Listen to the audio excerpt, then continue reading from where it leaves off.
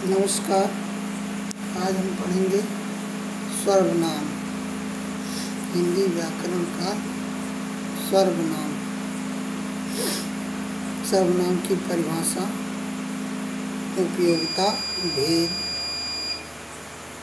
ये सब जानेंगे। आइए देखते हैं सर्वनाम। सर्वनाम की परिभाषा क्या है? जिस शब्द का प्रयोग संज्ञा के स्थान पर किया जाए वो सर्वनाम कहलाता है। क्या है परिभाषा? जिस शब्द का प्रयोग संज्ञा के स्थान पर किया जाए वो सर्वनाम कहलाता है। जैसे मोहन आया और अपनी किताब ले गया।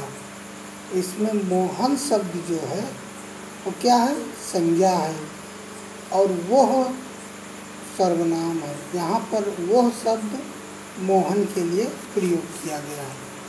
मोहन आया और अपनी किताब ले गया। कौन आया? मोहन आया। कौन किताब ले गया? मोहन ले गया।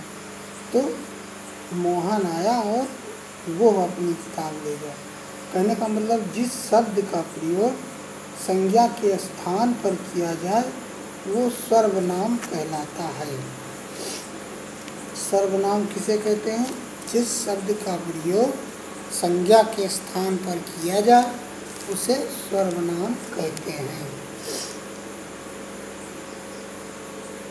सर्वनाम की क्या उपयोगिता है?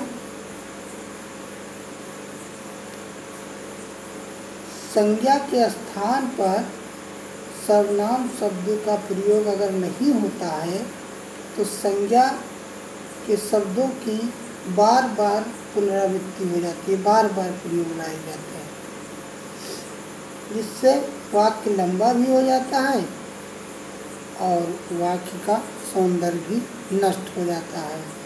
जैसे रमेश यहाँ आया और रमेश का किताब ले गया। ये देखने में भी ठीक नहीं है और पढ़ने में भी अच्छा लग रहा है। इसीलिए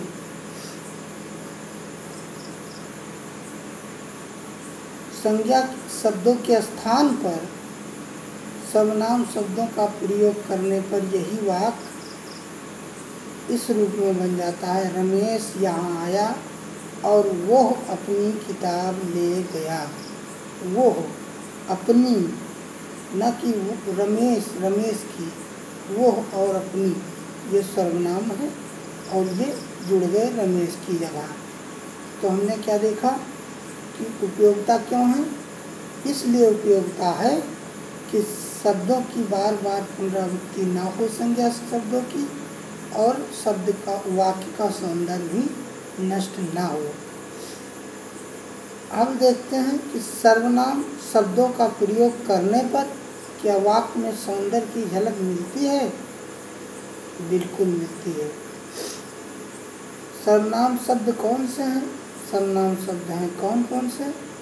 ये हैं मैं, तू, यह, वो, आप, सो, जो, कोई, कुछ, कौन, क्या।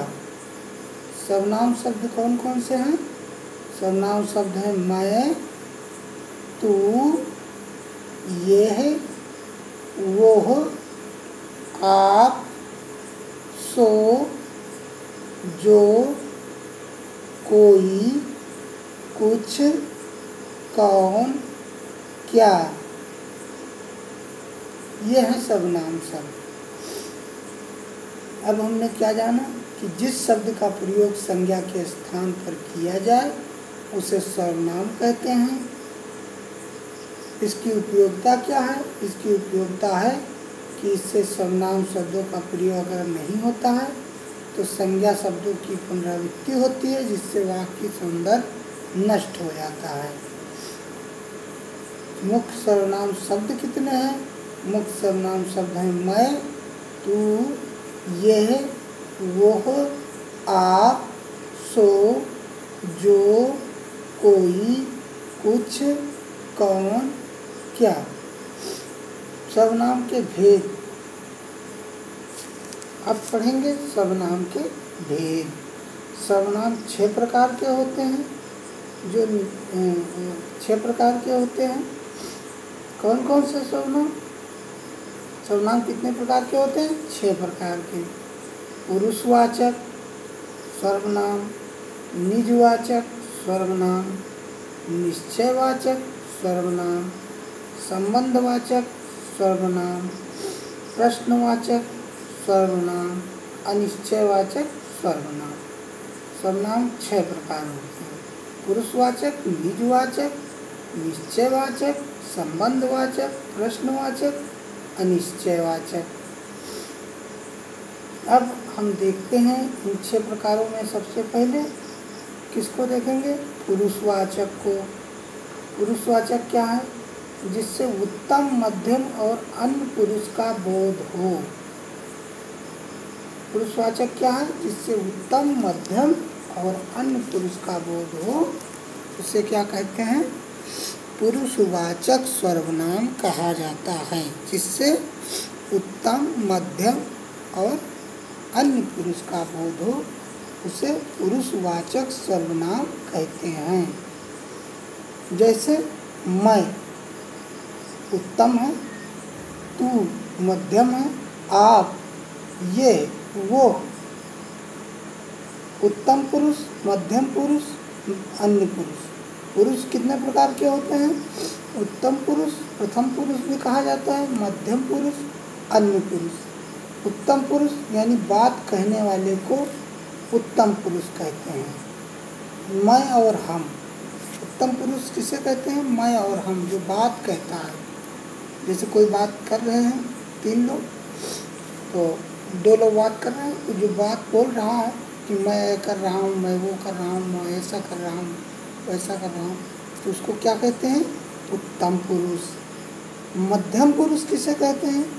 जिससे बात कहा जाए, जो जिस आदमी से, जिस व्यक्ति से बात कहा जाए, उसे क्या कहते हैं? मध्यम पुरुष। मध्यम पुरुष किससे कहते हैं? जिससे बात कहा जाए। और अन्य पुरुष कौन है? और मध्यम पुरुष है क्या? जिसे तू, तुम, आप से संबोधित करते हैं। अन्य पुरुष कौन है? जिसके संबंध में बात कही गई हो, वो अन्य पुरुष है। जैसे वो हो, वो है। जैसे कि हम किसी से बात कर रहे हैं, सामने वाले से कर रहे हैं, वो खाना ले गया, वो आया, वो नहीं आया।